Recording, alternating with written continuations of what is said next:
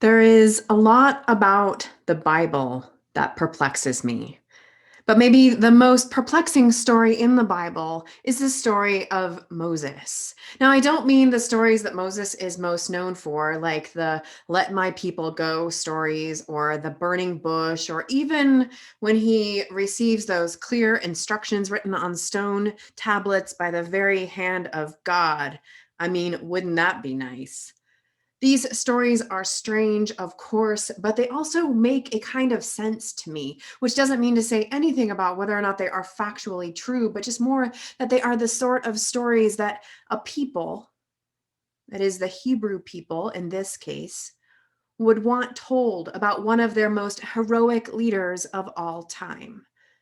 They are powerful stories, inspiring stories, and they underscore how righteous Moses is, as the people would want to. This is one way to think about the Bible, actually, as a record of the ways that the Hebrew people came to make sense of and want told about how they lived, how they tried to make sense of all of it.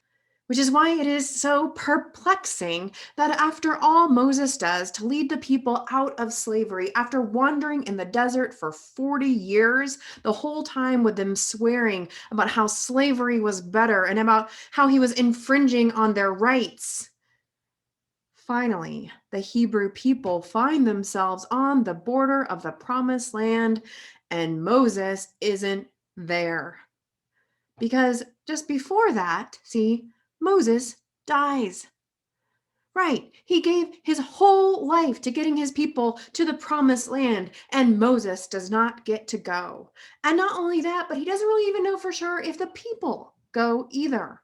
He dies not just before he gets to the promised land, he dies before anyone gets to the promised land. It is unfair and absurd. Some people say that he's being punished because he gave his whining people more water when God said not to, but come on. If giving in to a whiny ask for water is grounds for undoing every good thing you've ever done in your life, then every parent everywhere is doomed. That cannot be it. This sort of outrage is what it both entertained and challenged my Bible professor in seminary, who one day made the probably most obvious observation. He said to me, Gretchen, it seems to me that you have a problem with this God. And I was like, what gives you that idea?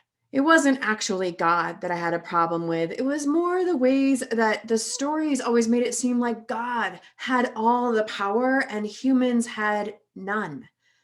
And okay, yes, also God was sometimes kind of a jerk, and jerk is a serious understatement. So one day, after we reread again the early part of Exodus, where it tells about how the Hebrew people had been enslaved for 400 years, and then God saves them, and it was clear that everyone around them around me thought that this was really good news, I was appalled. I burst out to one of my classmates. First of all, where was God for 400 years? Vacation? And second of all, why should we be waiting for God to save us? I mean, don't we need stories to remind us of our agency and how we can and must work together to save each other? My classmate, who, by the way, was an African American man getting his PhD focused on the Black church, he looked at me, he paused, and then he took a deep breath before gently, more gently than I deserved, he offered, well, when you can't imagine there's anything in this world that's going to make things better, you better start hoping that there's something out of this world that could. It was one of those moments. You know, the sort of moments that make you want to crawl back into a hole, but also you don't because everything in you starts to crack open. In that moment, the Bible and the way I've been reading it, like cracked open. And also my privilege, obviously, cracked open in me. And also my bias. I mean, maybe God was not the only jerk in the room. The story I had about human agency, how we all have it and equally. It is a story that those of us who are white and well formally educated and American, we are carefully, subtly, and systematically taught the whole of our lives. And in many ways, the story about human agency has also been an implicit story of Unitarian Universalism. Even if in our version we focus less on individual success than on collective progress. We can and we must save each other. And if we work hard enough, do the right things, si se puede, right? Yes, we can.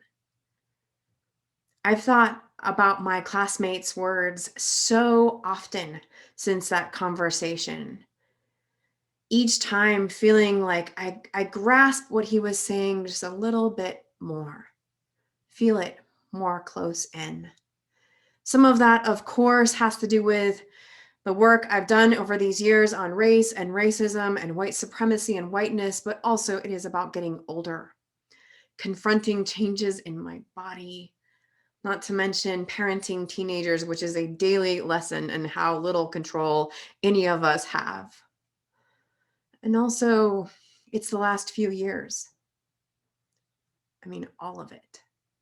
The new levels of helplessness that I know many of us have confronted, especially when we have, as our last series invited, gotten and stayed honest and clear about the reality of here and now. And especially if, like Florence Field talked about a couple of Sundays ago, we marched for civil rights and thought a new world was just around the corner. And here we are. And what has changed? Like the Israelites, here we are decades later, still wandering the desert.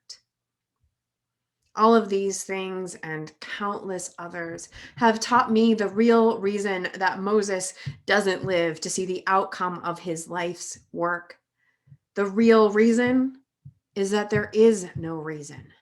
There's no reason because this is just how life is. We come to the end of our story in the middle of a larger story, a movement that was at work before we were born and that will continue long after we are gone.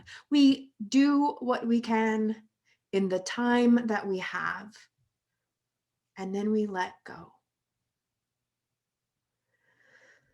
One day, last week, on that day, when the sky turned dark orange and the fires were headed for the places that many of us consider ground no less holy than what Moses found on that mountaintop, which was the same day I sent my kids off into the falling ash for their first day of in-person school since March, even though the infection rates in Larimer County are now the worst they've ever been, which was the same day the Senate Judiciary Committee voted to confirm a conservative extremist as Ruth Bader Ginsburg's replacement, despite most voters believing they should wait until after the election that day.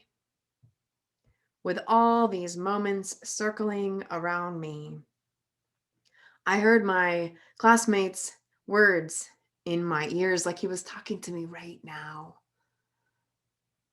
When you can't imagine anything in the world that's going to make things better, you better start hoping that there's something out of this world that could. I lift my eyes to the hills. From where will my help come?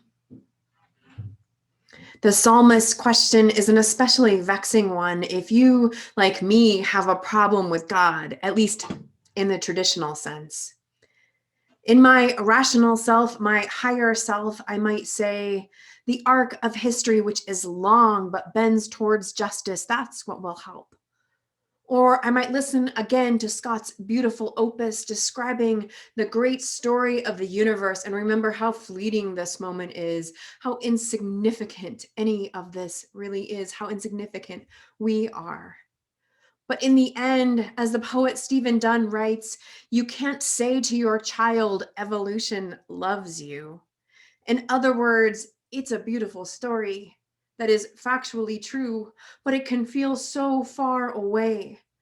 It might as well be make-believe. It's like help that doesn't really feel like help.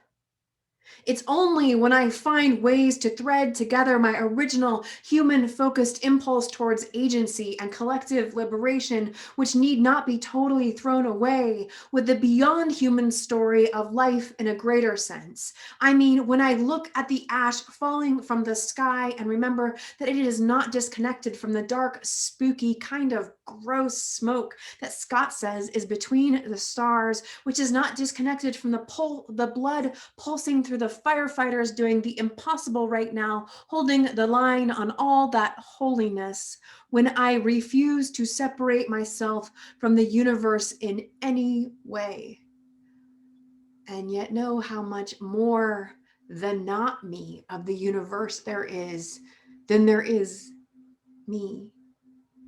When I find ways to eat the stars pepper hot and sharp, even on nights when the smoke is so thick they seem like they are all gone. Only then do I start to get a sense of that thing that people talk about, that is the higher power that I could hold onto and turn to, help that could be both personal and transcendent. How to eat the stars? By the way, to answer the question the service poses, there are 100 ways to try.